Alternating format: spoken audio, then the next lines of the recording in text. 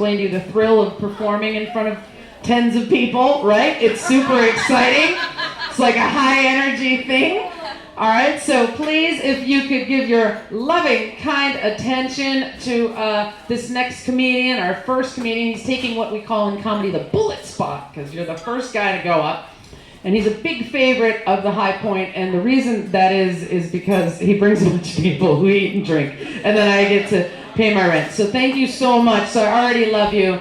Please welcome for his second appearance at the High Point open mic, Mr. all the way from Mays Landing, Mike Krampus! Mike Krampus! Mike Krampus!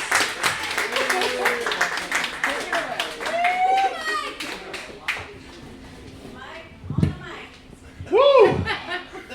This is the biggest crowd I've ever performed in front of. I'm a little bit nervous. How about Michelle? One more hand for Michelle Tomko. Tom Comedy, Michelle. Isn't she great? Isn't she great? Mean Mike Mondays. Thank you so much, Michelle. I love this. She gives an opportunity for guys and gals such as myself to come out, see what we have or don't have, if that's the case. But did you guys know Michelle was getting married? Yeah. Come on, big round of applause, Michelle. Woo, she's getting married, yeah. That is true. She's getting ready to tie the noose, the knot. The knot, she's getting ready to tie the knot. No, seriously, congratulations, Michelle. Oh, thank you. She did tell me last week, for anyone who's interested in getting her a gift, they are registered at the Bank of America. Yes, please. There's lots of gifts left. So make sure you check out that registry and give appropriately. But congratulations. Anybody else in here getting ready to get married, engaged, thinking about marriage? Anybody? Anybody else getting ready to ruin your life? Anyone? Yes, we've got one. We've got a sucker in the back. Thank you. Thinking about divorce. Okay, well, you know, no, it's great. Marriage is great. My wife is here. She's the film crew tonight at the High Point Pub. Her and my other friend. I have two friends. They're both here filming. But, you know, we've been married, happily married for 7 years. 7 wonderful years of marriage, yes. Still paying for it financially, mentally, and emotionally as well. No, seriously, I love my wife. I do love my wife. But we're different. Right? We're different. We're just, you know, we're built differently. Right, Bobby? Right. Bobby, up there, up front. We're built differently. Men and women are just different. It's just the way that it is, right? We think differently. Like, women tend to, think things through. They tend to plan and really process stuff, where men are just go, go, go, go, go, go. We just do things impulsively, right? Even the smallest little thing. For instance, I bought a gallon of milk. My wife asked me to buy a gallon of milk. This was March 1st. My wife asked me to buy a gallon of milk, bring a gallon of milk home, so March 1st, I get the gallon of milk, I come home, there's a date of March 5th on the milk. My wife looks at the milk, she looks at me and she said, "Is this the best one they had?" The best? What do you mean the best one? I didn't line them up for an audition. I mean, it wasn't leaking, it was clean, it was right up front. I heard the best one they had. I could have a pocket full of coupons, go shopping, and I won't use them. They'll just stay in my pocket. I'll completely forget about them. Because men just operate differently. We operate differently, you know? And I gotta tell you, I hate shopping. I can't stand shopping. But if there's one thing that I hate more than shopping, that's shopping with my wife. Thanks, hey, hon. Shopping with my wife. What an excruciating experience this is. Yeah, I'll find something around the house, something small. Ooh, I gotta run and grab something Home Depot real quick. I'm trying to get out the door and all I hear is, ooh, I wanna go. My heart instantly sinks down because I now know a quick trip to Home Depot is turning into an all-out shopping marathon. Now we have to stop at Michael's, we have to stop at Ollie's, we have to stop at Walmart. We're not getting home until bedtime at this point in time. I just want to run out and grab something. I really, really, absolutely cannot stand shopping. But, you know, women not only, they not only think differently, but they feel and they talk differently, too. Have you noticed this about women? My wife, no lie, my wife can be on the phone for an hour and literally only talk about two things the whole entire time, right? She's got the phone up to her ear. She's screaming at the kids. She's making a meal. The woman on the other line is doing the same thing.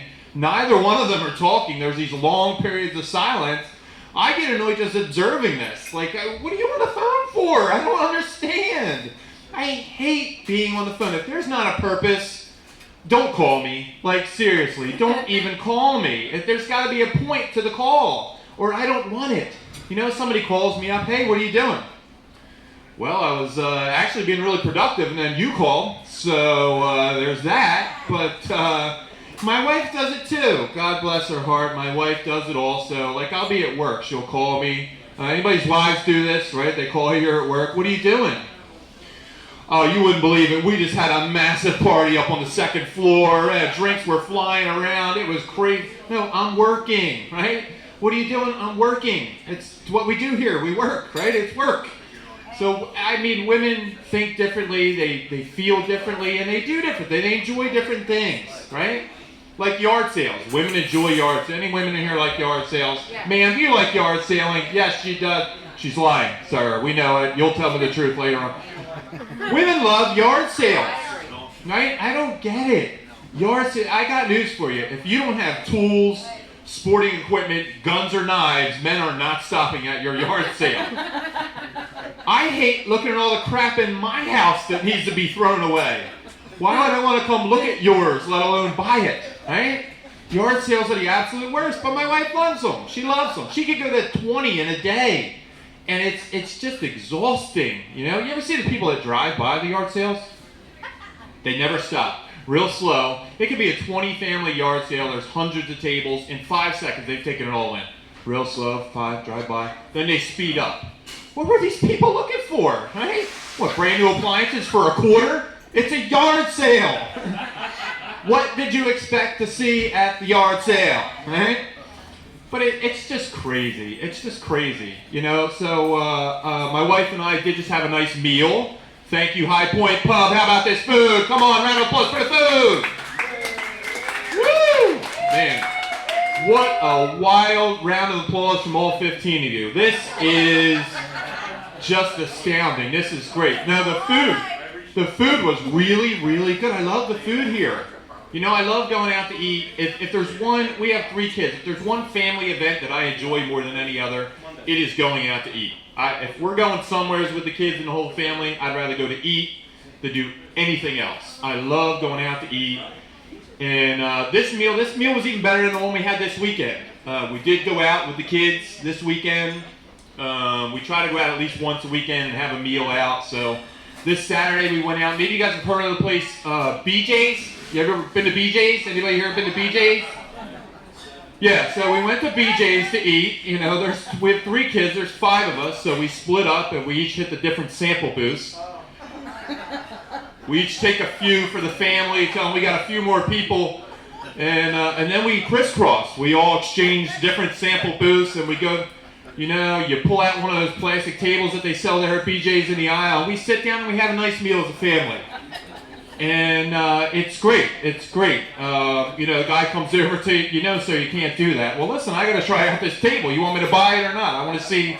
Now, if you'll excuse me, my family and I are enjoying a nice dinner. Sometimes if the sample is really good, I'll go up and get more, and I'll throw a couple boxes of whatever they're selling into the cart.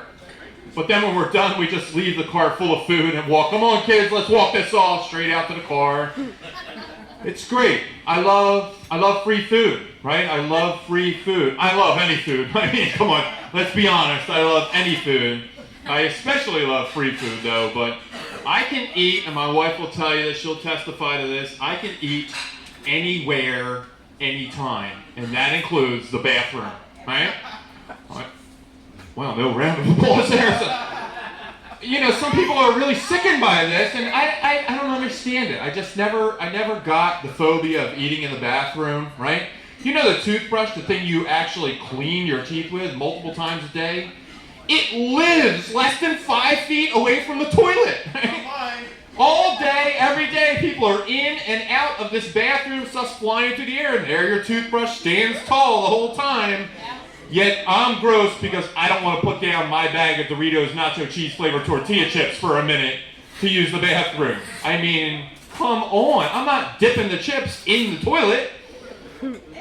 What kind of explosive diarrhea do you have that you can't bring your peanut butter and jelly sandwich into the commode? All right? Food is great, you know, but you know, I love coming up here, having the opportunity to try to make some people laugh. Hopefully you're having a good time here tonight. I also love my regular job as well, and I have a couple other jobs. But I love my job, and I gotta tell you, one job that I think would probably be really, really tough is being a funeral director. That has got to be just a really rough job. I mean, how do you make plans? If you work at a funeral parlor, how do you make plans, really? You know, you got tickets to the big game or a concert on Saturday, and you're excited. It's only a couple days away. It's Thursday, and a family comes in. You know, they just lost their gammy, and they come in, they're crying. And how do you deal with that? Like, you know, I'm so sorry for your loss. You know, I know this is a really difficult time. We just want to make this process as painless and as easy as possible. Do you know what day you're thinking about having the services? Everybody's in from out of state now, and we just want to get it done. We were thinking Saturday. Oh, Saturday. Not Monday, right? Not Monday, but it's got to be hard. And it's not even just the planning, working at a funeral parlor. I wouldn't be able to deal just talking to people. I have a hard enough time, and I don't work at a funeral parlor. When somebody's passed away, right, we all kind of have that same type of reaction to somebody, like, oh, I'm so sorry for your loss. Please let me know if there's anything I could do for you, right? We all say that. Please let me know if there's anything I could do for you, right? We are all counting on the fact that there is nothing you're going to have for us to be able to do for you, right? It's just a nice thing that you say to people when they've lost someone, right? It's a nicety. You say, please let me know if there's anything I can do for you, right? But somebody's going to call you on it someday, you know? Please, I'm so sorry for your loss. Please let me know if there's anything I could do for you. Well, actually, we're getting together on Saturday. We could really use some help. Oh, Saturday. Thank you very much, guys. Have a great night. I hope you enjoyed it.